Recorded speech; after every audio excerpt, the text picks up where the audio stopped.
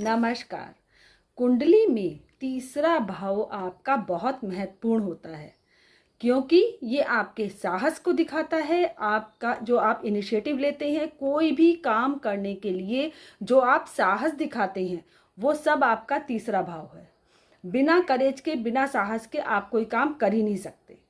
अब तीसरे भाव का स्वामी कहाँ बैठा हुआ है, तो आप उस क्षेत्र में अपना साहस दिखाएंगे। अब यह है कि वो कैसी कंडीशन में बैठा है। अगर उच्च का होकर बैठा है, मित्र राशि में बैठा है, शुभ ग्रहों से दष्ट है, तो आपके अंदर बहुत करेज है और आप उस चीज को पाने के लिए अपना पूरा प्रयत्न करेंगे। जैसे अगर तीसरे भाव का मालिक आपके पंचम भाव में बैठा है, तो व्यक्ति अपने बच्चों के लिए बहुत ज़्यादा प्रयास करेगा, यानी कि उनके आगे बढ़ने के लिए, उनके कैरियर के लिए, उनके अच्छाई के लिए जो उससे हो पड़ेगा वो करेगा।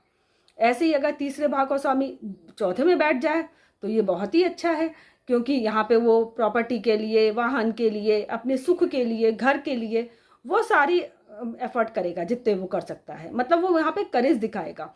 अगर प्रॉपर्टी भी लेगा तो बहुत सोच समझ के, बहुत ज़्यादा देख करके कि कहीं इसमें कुछ गलत ना हो जाए, मतलब उसमें वो अच्छे तरीके से छानबीन करके तब लेगा और उसको वो मिल भी जाएगी।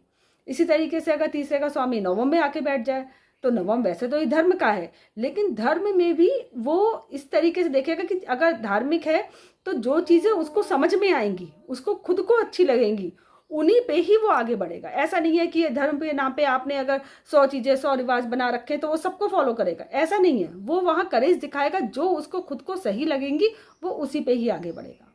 ऐसे ही अगर 11वें में बैठा है, तो अपने जो दोस्त हैं उनको चुनने के लिए, जो अपनी इनकम है उसके लिए, मतलब हर चीज़ के कार्य तत्व वहाँ पर वो अपना करेज जरूर दिखाएगा। अब यही अगर इसका उल्टा कर दीजिए कि अगर उसका मालिक बहुत ही नीचे स्थिति में है, या अशुभ ग्रहों से डस्ट है, या नहीं है, अच्छा वीक स्थिति में बैठा हुआ है, तो ऐसा व्यक्ति इनिशिएटिव ले ही नहीं पाता है, जल्दी नहीं ले पाता है, उसको बहुत ज़्यादा एफर्ट करने पड़ते हैं। तो इसलिए तीसरा भाव आपके लिए, आपकी जिंदगी के लिए बहुत महत्वपूर्ण है, कुछ भी नया करने के लिए। धन्यवाद।